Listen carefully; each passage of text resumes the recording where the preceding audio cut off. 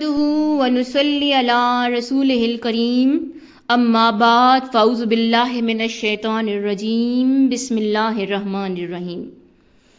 آج کی پروکار تقریب کے پروکار مہمانوں السلام علیکم۔ علی وقار، امروز میرا موضوع ہے عدل و مساوات سیرت محمد صلی اللہ علیہ وسلم کی روشنی میں۔ گناہوں ثواب کے سارے ہی رنگ ہوں اس میں، گناہوں ثواب کے سارے ہی رنگ ہوں اس میں، فرشتہ چھوڑ کے مجھ کو کوئی بشر دے دے۔ یہ رات بڑھ گئی ہے ایماں کوئی خدا کے لیے، یہ رات بڑھ گئی ہے ایماں کوئی خدا کے لیے، خدا سے کہہ دو للہ کوئی سحر دے دے۔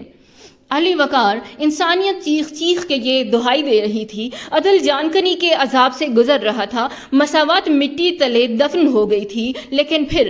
پھر رحمت خداوندی کو جوش آیا اور دنیا فانی میں ایک ایسا بشر بھیجا گیا جو حبیب خدا تھا، جو محمد مصطفیٰ تھا، جو خیر الورا تھا، جو یتیموں کا والی تھا، جو مسکینوں کا ملجا تھا، جس کی زندگی نور کا وہ منبع تھی کہ جس سے روشنی کی وہ کرنیں پھوٹیں کہ جنہوں نے انسان کے قلب و نفس کی تمام تاریکیوں کو اپنی ضیاء سے منور کر دیا اور اس کے اندر سے تکبر، نخوت اور خود پرستی جیسی علام کو نکال باہر کر کے اسے عدل و مساوات اور انسانیت کا سبق پڑھایا۔ علی وقار، غور فرمائیے کہ عرب کے ریتیلے صحرا میں بسنے والے لوگ کہ جن کا مزاج اسی صحرا کی تپتی دوپہر میں چلنے والی لو سے بھی زیادہ گرم تھا، جو قبیلوں میں بٹے ہوئے تھے، جہالت میں گھرے ہوئے تھے، انصاب و ازلام کے دل دادا تھے، تو ہم پرستی کی اتھاہ گہرائیوں میں ڈوبے ہوئے تھے، غرام اور آقا کی تفریق میں بٹے ہوئے تھے، غرور و تکبر اور قبائلی تفاخر کو سر کا تاج سمجھتے تھے، تو علی وقار، ایسے معاشرے اور ایسی قوم میں کہاں کا عدل اور کہاں کی مساوات؟ مگر علی وقار، پھر اسی گھٹا ٹوپ اندھیرے میں سیرت محمد صلی اللہ علیہ وآلہ وسلم کی کرنیں پھوٹیں اور چار سو پھیل گئیں، جو کہیں عثمان بن عفان پہ پڑیں تو اسے غنی کر دیا، علی بن ابی طالب پر پڑیں تو اسے شیر خدا کر دیا، خالد بن ولید پر پڑیں تو اسے سیف اللہ کر دیا، ابو بکر بن عثمان پہ پڑیں تو اسے صدیق کر دیا، اور عمر بن خطاب پر پڑیں تو اسے عدل کا ایسا دل دادا کیا کہ دنیا اس کے عدل کی دل دادا ہو گئی۔ علی وقار، جس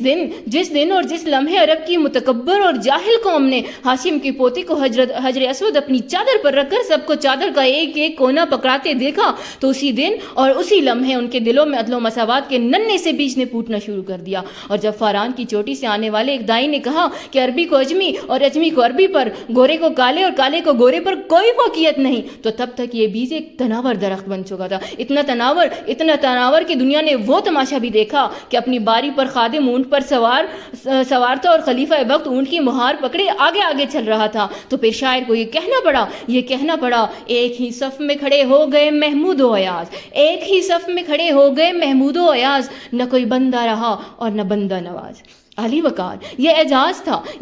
تھا محمد مصطفیٰ کا، احمد مجتبیٰ کا، سرور کونین کا، سید المرسلین کا، خاتم النبیین کا، شفیع المذنبین کا، رحمت للعالمین کا، پیغمبر حق کا، حبیب خدا کا، بھوک میں پیٹ پر پتھر باندھنے والے کا، کھجور کی چال کے بستر پر سونے والے کا، کپڑوں میں پیون لگا کر پہننے والے اس نبی امی کا کہ جس کے پاس نہ تو قانون کی ڈگری تھی، نہ وکالت کا لائسنس تھا، نہ مغرب کے نام نہاد انسانی حقوق کا کوئی ڈپلوما تھا، نہ وہ موٹیویشنل اسپیکر تھا، نہ کسی این جی او کا علم بردار تھا، مگر پھر بھی علی وقار، پھر بھی اتر کر ہرا سے سوئے قوم آیا اور ایک نسخہ کیمیا ساتھ لایا، میں سے خام کو جس نے کندن بنایا، کھرا اور کھوٹا الگ کر دکھایا، عرب جس پہ کرنوں سے تھا جہل چھایا، پلٹتی بس ایک کان میں اس کی کھایا، رہا ڈر نہ بیڑے کو موجے بلا کا، ادھر سے ادھر پھر گیا رخ ہوا کا۔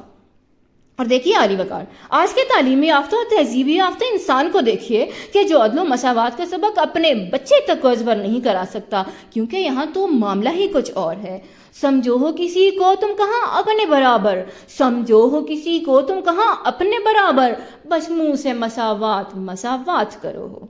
مگر علی وقار، یہاں بات ہو رہی ہے حبیب خدا کی، محمد مصطفیٰ کی، خیر الورا کی، جس کے بارے میں خود خدا نے کہا تھا لَقَدْ كَانَ لَكُمْ فِي رَسُولِ اللَّهِ أُسْوَةٌ حَسَنَةٌ۔ عالی وقار، جب معلم کی ذاتی زندگی میں درس کی عملی مثالیں موجود ہوں تو پھر مکتب عمر بن خطاب پیدا ہوتے ہیں کہ جو ممبر پر خطبہ دے رہے ہوں تو کوئی بھی اٹھ کر ان کے کرتے کا حساب مانگ لیتا ہے، جو فرات کے کنارے ٹھوکر کھانے والے بکری کے بچے کے لیے بھی خود کو جواب دہ سمجھتے ہیں، جو راتوں کی نیند قربان کر کے عوام کے لیے گشت کرتے ہیں، جبکہ دوسری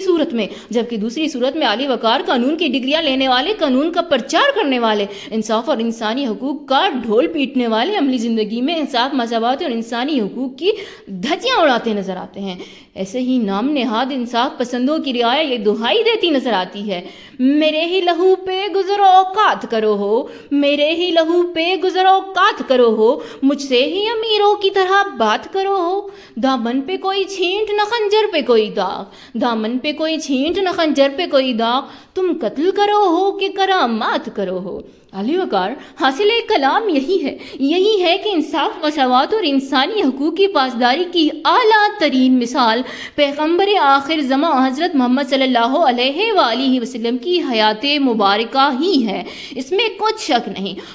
نہیں کہ حبیب خدا کی ذات بابرکات تمام محسنات کا مجموعہ تھی، اور محمد صلی اللہ علیہ وآلہ وسلم حقیقی معنوں میں محمد کہلانے کے مستحق تھے، جو سید المرسلین تھے، جو خاتم النبیین تھے، جو شفیع المذنبین تھے، جو سرور کونین تھے، کہ جن کے بارے میں شاعر کو کہنا پڑا، حسن یوسف دم عیسیٰ ید بیزاداری، حسن یوسف دم عیسیٰ ید بیزاداری، آنچے خوباں ہمیں دارن تو